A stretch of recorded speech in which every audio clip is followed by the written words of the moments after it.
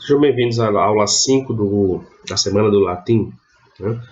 A nossa última aula, hoje nós vamos falar coisas bem práticas, uso do dicionário, dicas, né, bibliografia e etc. Então, vamos lá. Quanto ao uso do dicionário, quando a gente está começando a aprender latim, né, se a gente está fazendo um curso no qual o professor pede um vocabulário ou ele pede para comprar um dicionário específico, né? No meu caso, no meu curso, eu já vou dando vocabulário no começo, não é necessário o aluno se preocupar em comprar dicionário, porque eu vou dar outras ferramentas e vou dar o próprio vocabulário nas atividades.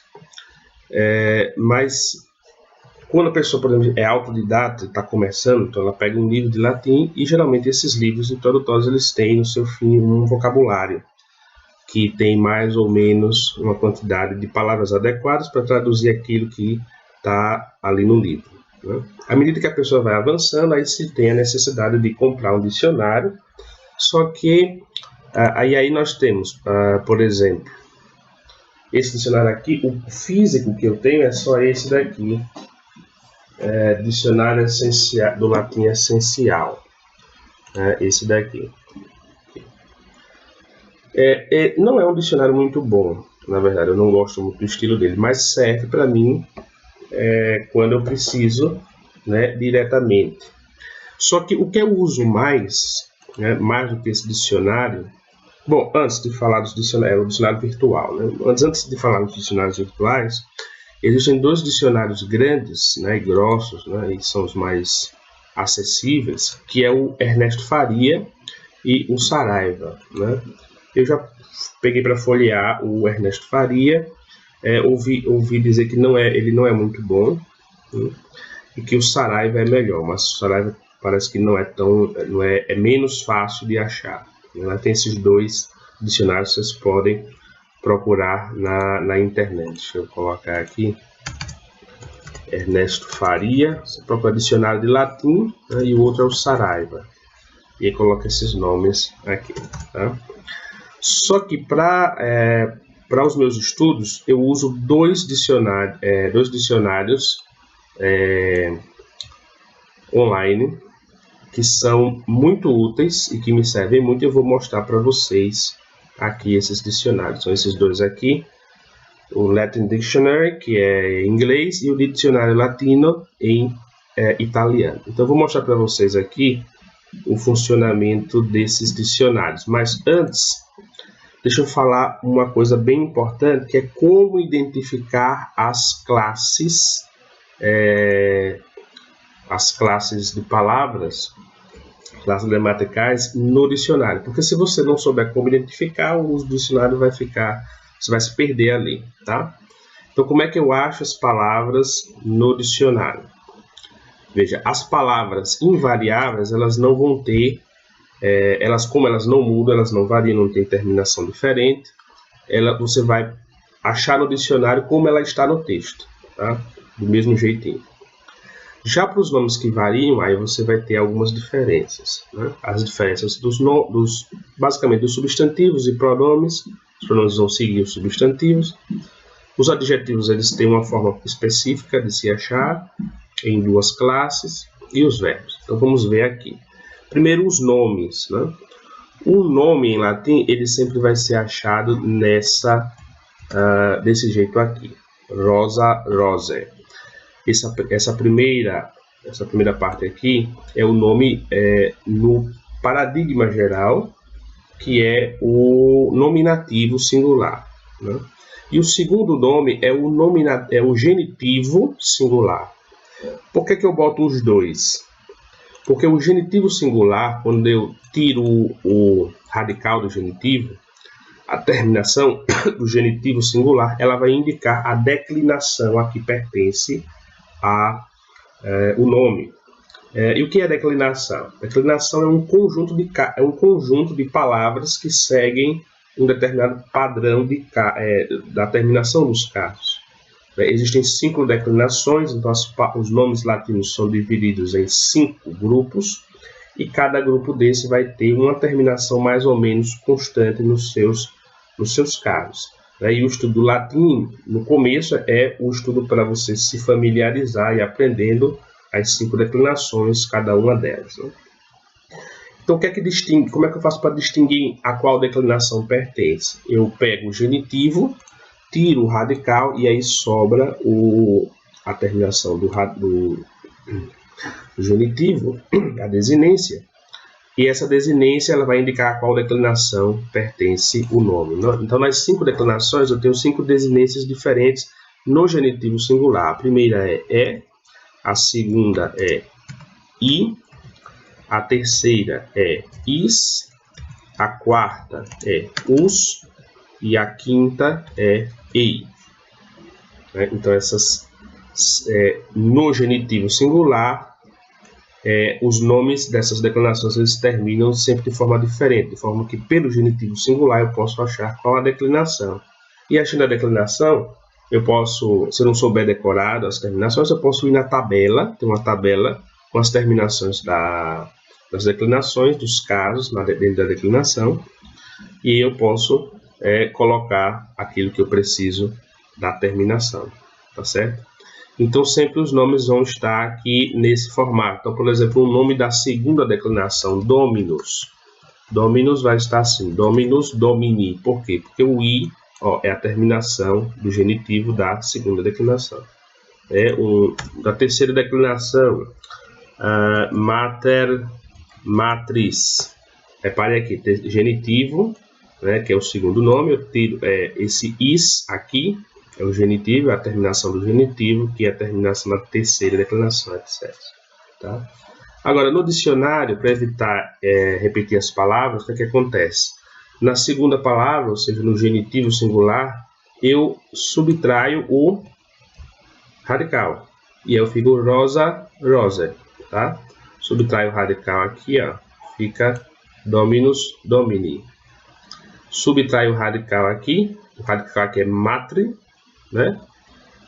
Só que eu subtraio. Só que aqui, para não dar a entender que seria materis, né? Então é isso daqui, ó, que vai sumir para formar o radical. O R é como se o E sumisse. Então eu deixo aqui para ficar mais claro. Aqui matris, né? Mater, matris. Porque o T aqui ele indica que o radical vai até aqui, tá? Eu tenho palavras assim.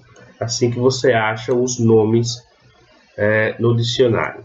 Então, sempre atento às últimas letras que vão formar a terminação da declinação do genitivo, né? E indicar a declinação a que pertence aquele nome, tá? Agora vamos aqui mostrar para vocês os adjetivos, tá? Existem 2 tipos de adjetivos, de primeira e segunda classe. Os adjetivos de primeira classe, eles vão aparecer assim, ó, bonus, bona, bonum, tá? Aqui eu já suprimi o radical, como eu mostrei aqui em cima. E aqui eu tenho o masculino, o feminino e o neutro. Né? Existe no latim um gênero chamado neutro, que não é nem masculino nem feminino. Nec unum, nec alterum, neutrum. Certo?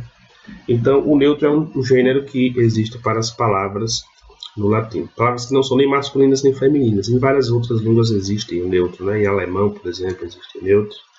Em inglês existe o neutro, né? Wit, no pronome pessoal. Então, eu tenho, para pegar um nome, né, um adjetivo de primeira classe, que são os mais comuns. Por exemplo, e aí eu tenho pulcher, pulcra, pulcrum. Repare a terminação, tem essas 3 terminações. Uma é do masculino, outra do feminino, outra do neutro. Né? Aqui eu tenho uma variação aqui, na segunda declinação, que nos interessa agora. Os adjetivos de segunda classe, eles podem ser achados em 3 formas diferentes. Eu posso ter nessa forma também em 3, né, nos 3 gêneros separados. Por exemplo, o adjetivo agudo, acer, acris, acre. eu botei cheio. Agora eu vou tirar o radical, ó, que é aqui.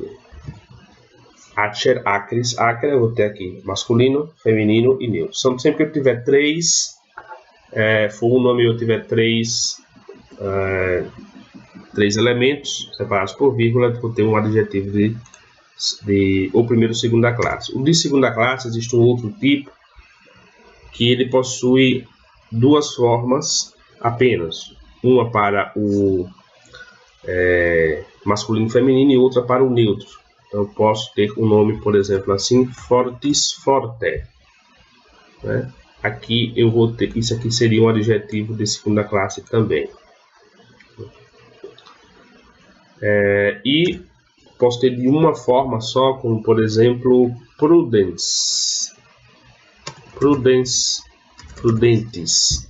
Aqui essa forma do adjetivo, ela fica igual a um nome da terceira declinação. Então não tem muito segredo aqui. Geralmente 3 formas é um adjetivo. Se tiver 2 formas aqui, pode ser um adjetivo, se tiver essa terminação aqui. Se você sabe que as terminações do genitivo das 5 declinações são essas daqui, você vê se você sabe que não vai ser um nome, então provavelmente vai ser um adjetivo de segunda classe. Tá? E eu posso achar em uma forma só, também igual aos os nomes da terceira declinação, como esse exemplo prudente, prudence, prudentes. Tá? E finalmente os verbos. Como é que eu acho o verbo? O verbo vai estar em 5 formas diferentes. Tá? Eu vou mostrar tudo aqui depois para você no próprio dicionário virtual aqui. Então, o verbo cantar. Né? Então, o verbo cantar ele vai estar em 5 formas. A primeira pessoa do presente do indicativo, canto, eu canto. Né? Cantas, a segunda pessoa. Cantare é o infinitivo presente. Eu vou ter o pretérito perfeito. Ele vai ter uma outra forma, cantavi.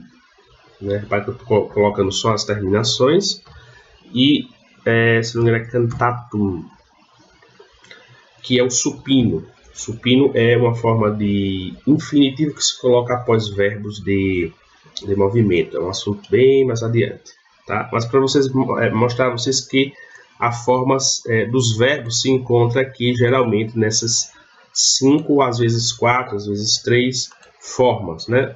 A primeira pessoa e a segunda do presente do indicativo, o infinitivo, o pretérito perfeito e o supino. Por que essas 5? Para identificar um verbo, eu preciso colocar essas 5 aqui. Porque essas 5 formas, elas são chamadas formas primitivas. A partir dessas formas, eu posso formar todos os tempos e modos verbais. Certo? Então, é importante que o verbo ele contenha essas informações quando eu procuro no dicionário. Agora eu vou mostrar para vocês aqui na prática. Tá? Bom, vamos ver aqui no site. Primeiro, o inglês, Latin Dictionary, né? Aqui tem a página inicial, vamos colocar aqui, por exemplo, rosa, para pesquisar. Aqui ele já abre aqui várias opções que podem ter com esse nome. Aqui, search. Aqui temos aqui, ó, rosa, rosa. Ele dá completo, né, com o radical. Aqui tem os dados, né? Noun é substantivo, primeira declinação, gênero feminino e as definições. Está em inglês, eu não sei inglês. Aqui tem a opção, se você tiver no navegador instalado a extensão do Google Tradutor, né? Essas opções, por exemplo, de você selecionar aqui, o botãozinho aqui do Google, e ele vai dar do inglês para o português a tradução. Tá? O Google Tradutor ele pode servir para você traduzir do inglês para o português, do italiano para o português, até com uma certa segurança, mas do latim jamais. Nunca procure no Google Tradutor nada que venha direto do latim para o português, né, que a tradução não vai ficar legal. Deixa eu colocar aqui um verbo para vocês verem, né? Verbo canto. Né? Ele vai dar várias opções.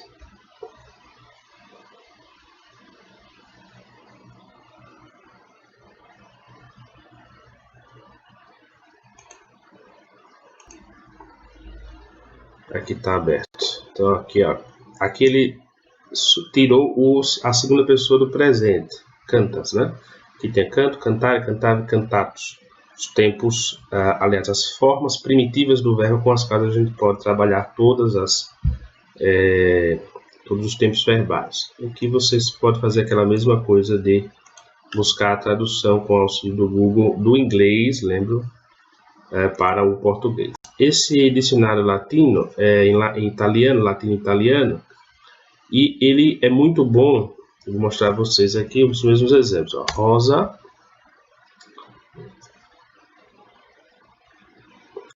aqui ele vai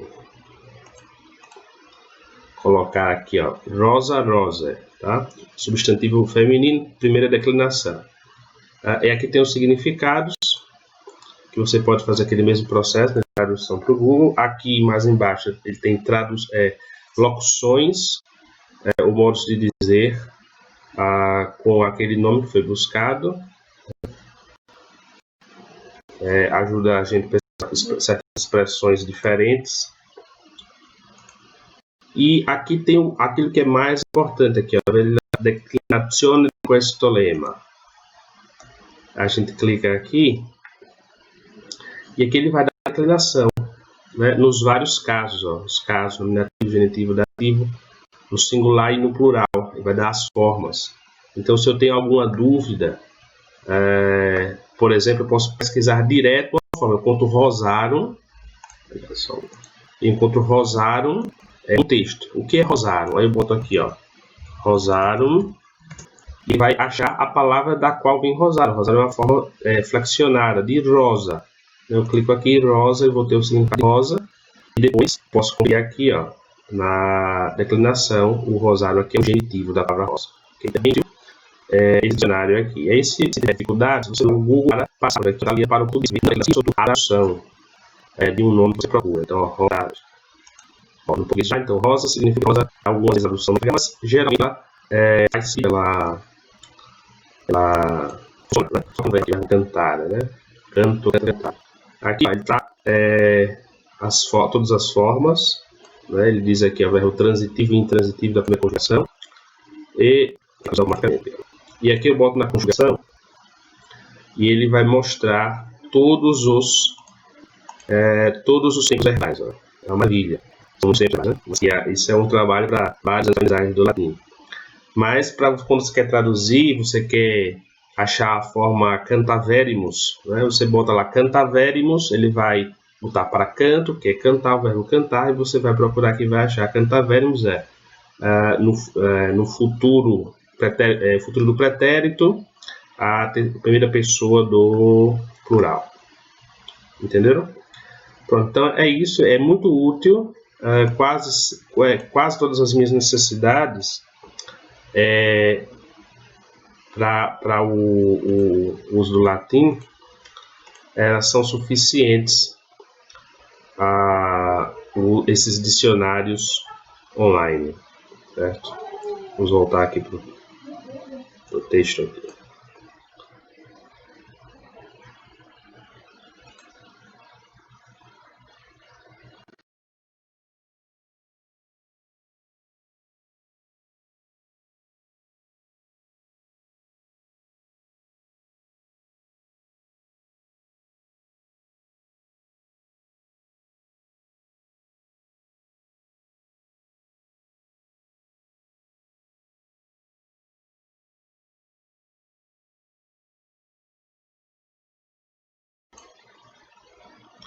Pronto, explicado essa questão do dicionário e a identificar mais ou menos uma ideia de como identificar as classes, né? Eu vou passar para vocês agora algumas dicas de como traduzir, de como adiantar o estudo de vocês com esse material que a gente tem. Primeira coisa é quando você pega um texto que você vai utilizar para traduzir o latim, né, você deve separar por unidades semânticas, frases ou orações, porque você fazendo uma separação, você vai poder identificar, né, no começo isso é um processo bem lento, para separar e identificar cada elemento, primeiro o significado desses elementos, né, de cada palavra ali, depois a função sintática que ela está exercendo na palavra. O verbo exercendo a sua função de expressar ação ou estado, ligação, sujeito, objeto, todas as outras funções sintáticas que são importantes para a gente identificar o que a frase quer dizer. Depois, a importância do verbo é muito grande. Então, a primeira coisa que a gente, ao analisar uma oração, procura é o verbo. Por quê? Porque o verbo, além de indicar a ação ou estado que a oração está indicando, ele vai dar uma ideia, ele vai ajudar a achar o sujeito. Como é que eu acho o sujeito? Eu acho o verbo e pergunto o que ou quem ao verbo. Né? O que fez a ação do verbo? O que é, no caso do verbo de ligação. Então, eu acho o sujeito. Então, Pedro chutou a bola. Então, o verbo é chutou. Eu pergunto quem chutou? Pedro. Então, Pedro é o sujeito. É bem fácil de achar. Então, a partir do sujeito eu posso achar e identificar as outras palavras e que funções sintáticas elas ocupam nessa oração. Certo? É importantíssimo, sempre quando você analisar uma oração latina, primeira coisa é procurar o verbo. Tá? O verbo é quem vai dar o tom de toda a investigação da análise sintática. Se necessárias, porque, como eu disse a vocês, o que importa no latim, na oração latina, não é a ordem das palavras, mas a função sintática. Então, no português, a gente tem essa ordem simples, né? Sujeito, verbo, objeto.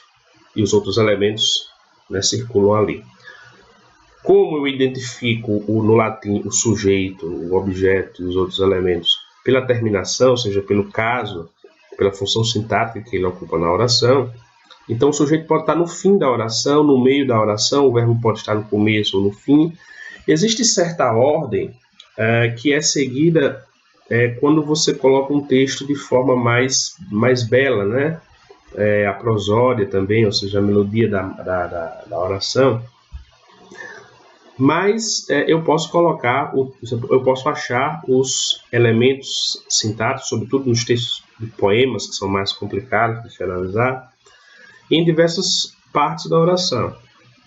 Então, às vezes é necessário, para a gente compreender melhor, a gente identificando os elementos fundamentais, primeiro o verbo, depois o sujeito e os outros, a gente coloca ele na ordem do português. São exercícios que podem ser feitos e é um exercício muito útil para fazer com que a gente compreenda a oração inteira e vai colocando os elementos, né, na ordem do português para você entender o que a oração quer dizer. Aos poucos, né, depois de um bom tempo de estudo, aí você vai se acostumando com as palavras na ordem que elas estão ali, que você vai aprender a identificar automaticamente os casos, mas isso é com um estudo mais avançado.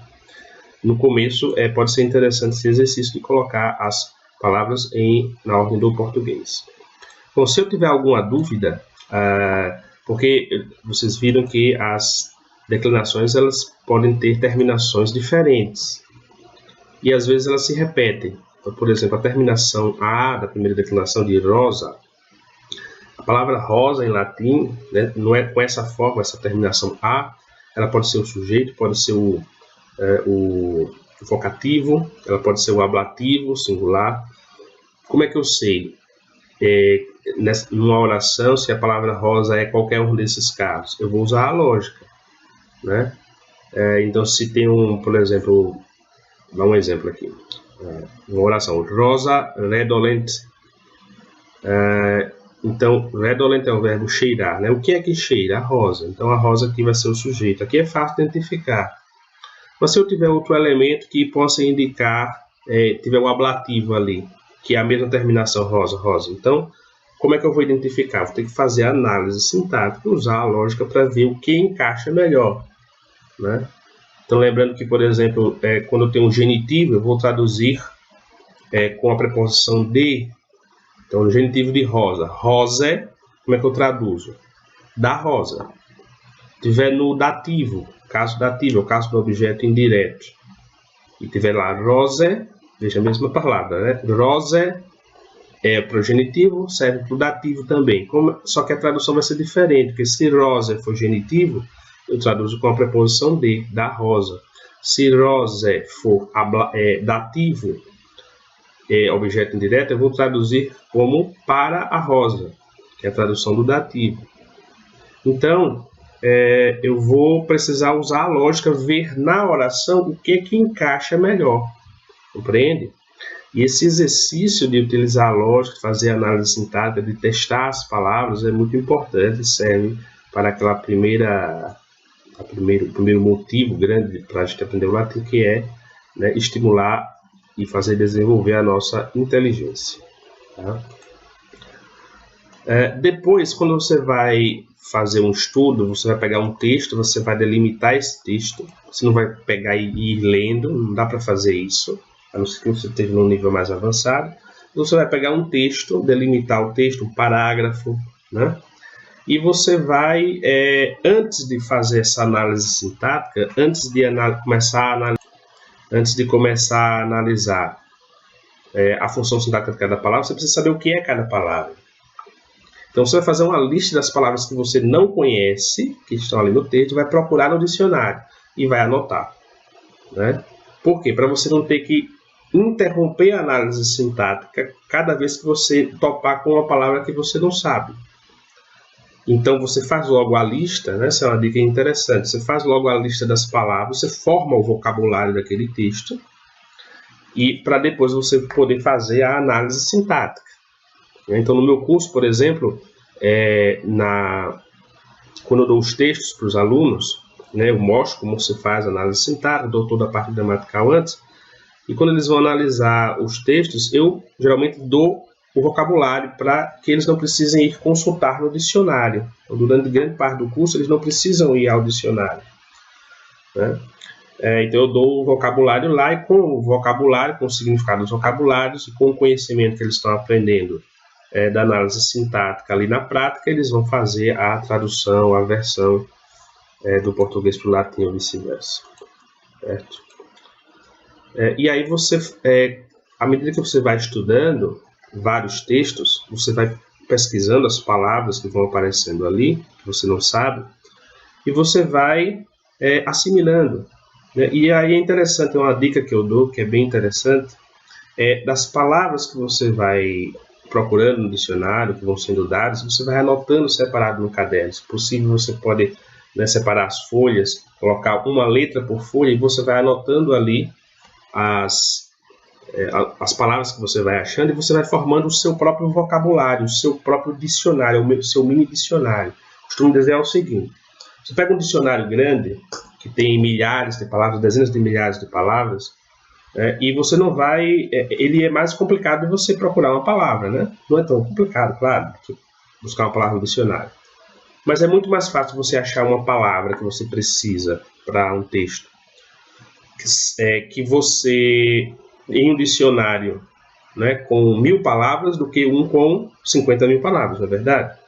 Então, à medida que você vai estudando, você vai fazendo o seu próprio dicionário, seu próprio vocabulário. E aí, quando você tem alguma dúvida, uma palavra que você ainda não assimilou, mas que você já viu, você não lembra, essa palavra aqui eu já vi, mas eu não lembro o que é ela. Aí eu vou no meu próprio vocabulário, que tem um número de palavras muito menor, e é mais fácil, mais rápido de eu achar, é mais prático, né? E aí, se eu não tiver ainda anotado, se eu nunca procurei, eu não tiver anotado no meu vocabulário, no meu dicionário particular, aí eu vou no dicionário maior, físico ou virtual, né?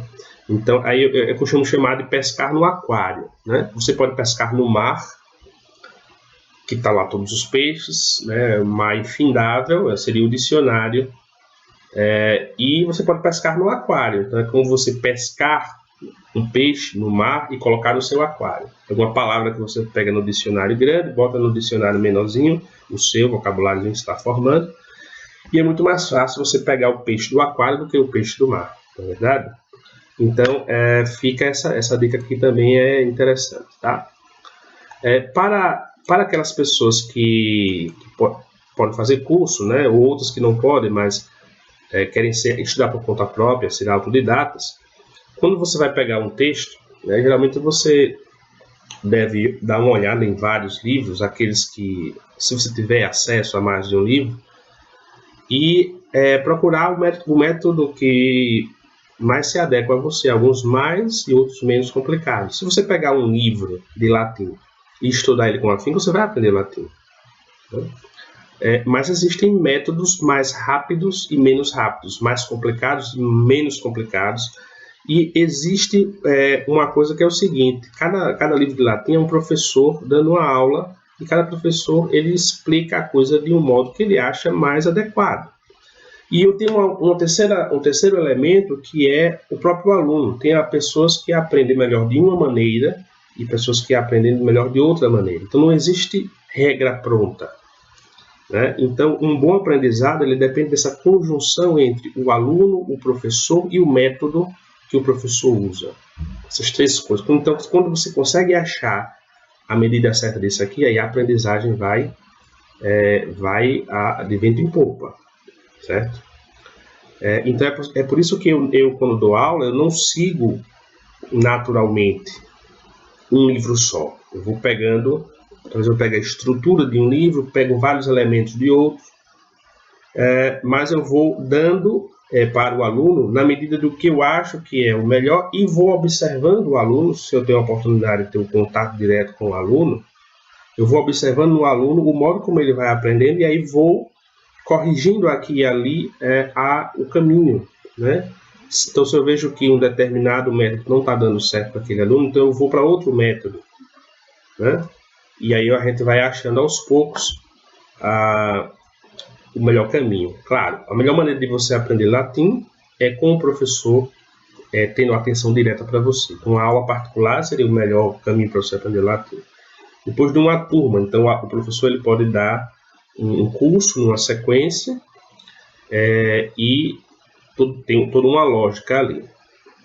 E depois o aluno, por conta própria, vai interrogar o professor morto, entre aspas, que é o livro, né? Aí são os autodidatas. É mais complicado, mas é possível, plenamente possível, você aprender latim dessa forma.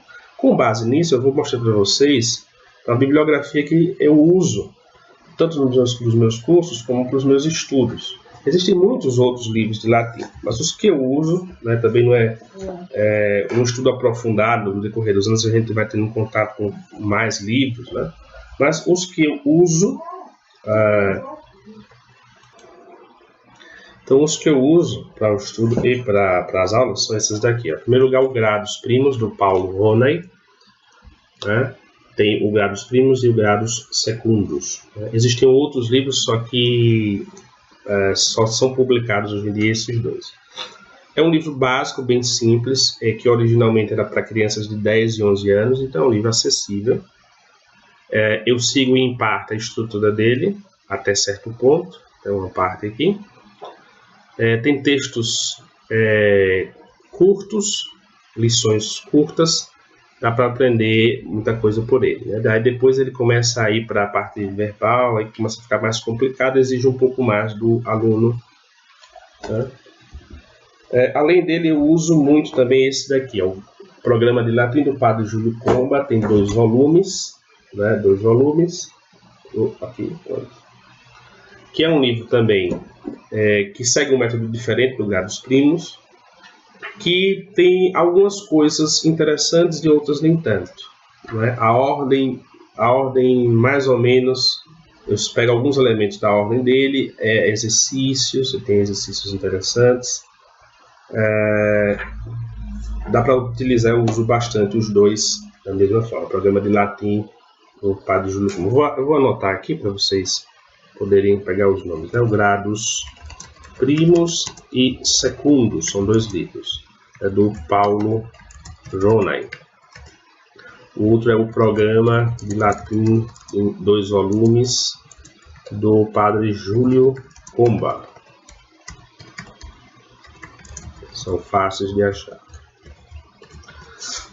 Como gramática, são livros de cursos, né? Como gramática, tenho aqui a do Napoleão Mendes de Almeida, que é a melhor gramática em língua portuguesa de língua latina.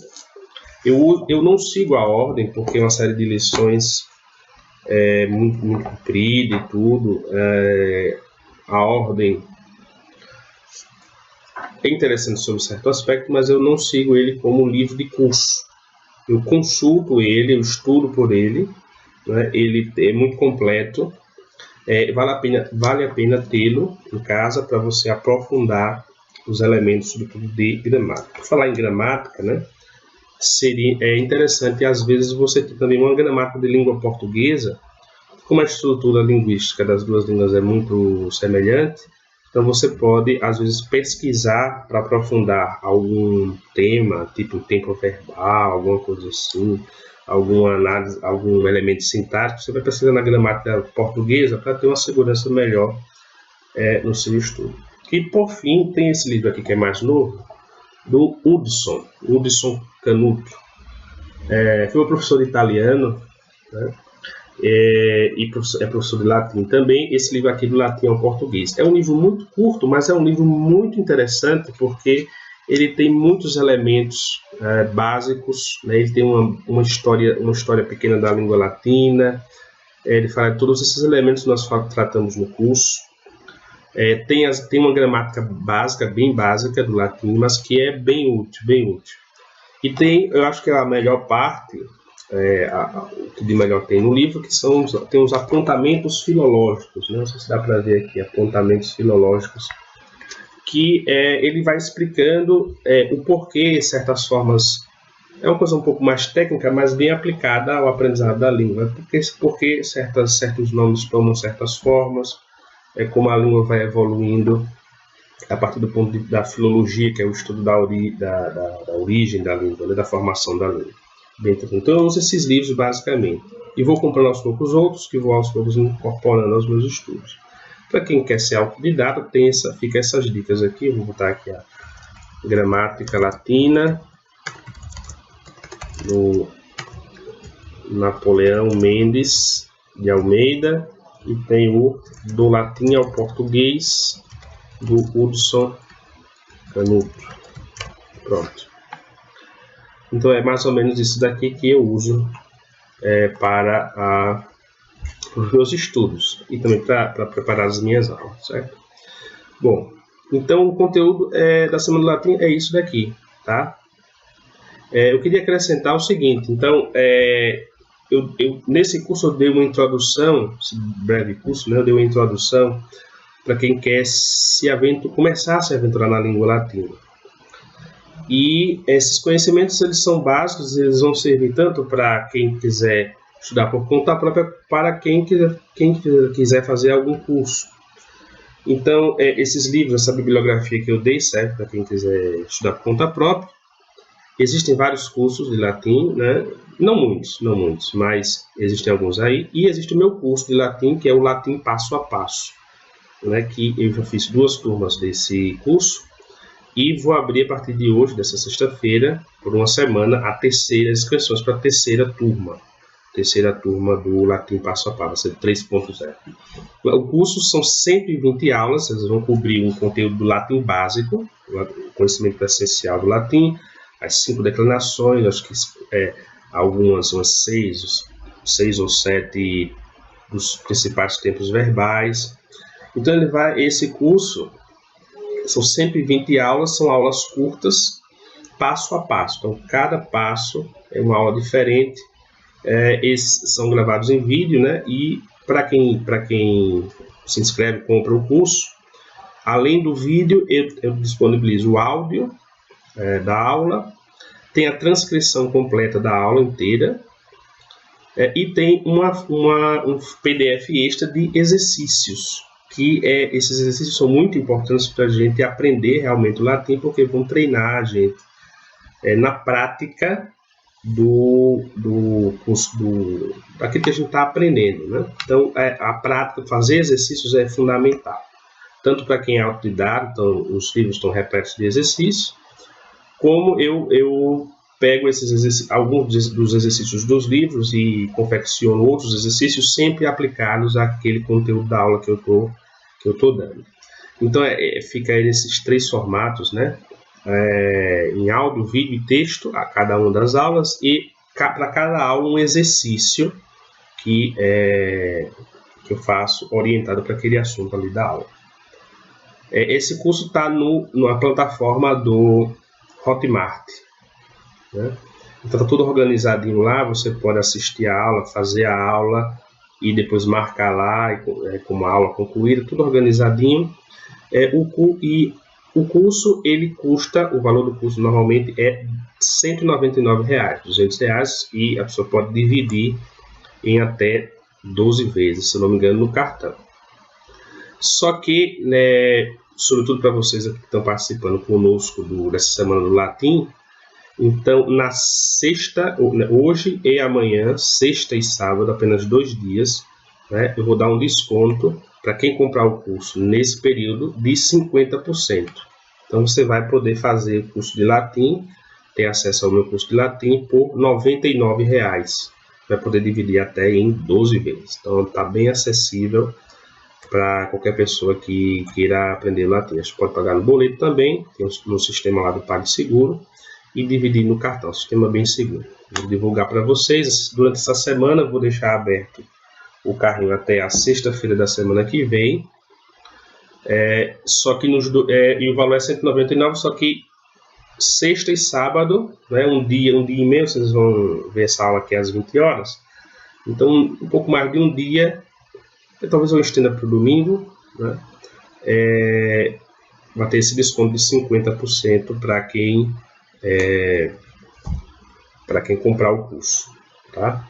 Além do curso, né, eu vou disponibilizar na plataforma também essas 5 aulas introdutórias da Semana do Latim, que eu vou tirar do YouTube, né, do site também. E aí eu vou deixar essas aulas, né, até o sábado, né, e aí no domingo, meia-noite eu tiro, né, e aí só vai ter acesso a essas aulas, essa Semana do Latim, quem comprar o curso, certo? E além disso, além do curso, tem a Semana do Latim, e eu estou confeccionando também, fazendo um curso de História da Roma Antiga. Será um curso em 8 aulas, que eu vou fazer, que eu vou vendê-lo ele separado, né? Em separado, vai custar barato também, R$ 39. Mas para quem fizer o curso do latim, o latim passo a passo, tem que comprar o curso, ou no valor cheio de R$ 200, ou no valor com 50% de desconto, R$ 29, né, até o sábado ou domingo. Aí vai ganhar grátis também esse curso, né, que eu estou começando a gravar as aulas já, e assim que eu for gravando as aulas, eu vou também disponibilizando para vocês essas aulas. Mais um detalhe, o curso latim passo a passo, né, são 120 aulas, nós já estamos na aula 61, eu já gravei a aula 61. Né, então, numa média de 2 ou 3 aulas por semana, eu vou disponibilizando na plataforma, e para que o aluno ele possa ter a oportunidade de fazer com tranquilidade 2, 3 lições por semana, e no arco de um ano ele completa esse ciclo básico do latim, do curso básico do latim, tá certo? Então é isso, eu agradeço muito a quem assistiu essas aulas da Semana do Latim, né? Desejo que vocês realmente tenham se interessado pelo latim e possam continuar os seus estudos, seja fazendo um curso, ou o meu, ou outro curso, ou estudando de forma autodidata, né? E aqueles que não gostaram, viram que não era para você, ou acharam complicado, bom, o latim não é tão complicado quanto parece, né? Às vezes quando eu penso assim, eu comecei a explicar a questão da sintaxe, dos casos, as pessoas podem achar difícil, né? Porque é uma explicação muito geral, né? No meu curso eu vou passo a passo mostrando cada elemento, às vezes as aulas são bem curtas, de 4 minutos, no qual eu explico o conteúdo, passo o exercício, e aí vai aprofundando, né, bem devagarinho, e claro, sempre disposto, vocês vão ter sempre o meu contato para tirar dúvidas a qualquer tempo, tá certo? A qualquer tempo, até que eu morra, eu espero que não seja logo, vocês vão ter acesso a mim para tirar qualquer dúvida, esclarecimentos, etc. e orientações, tá? Então, novamente agradeço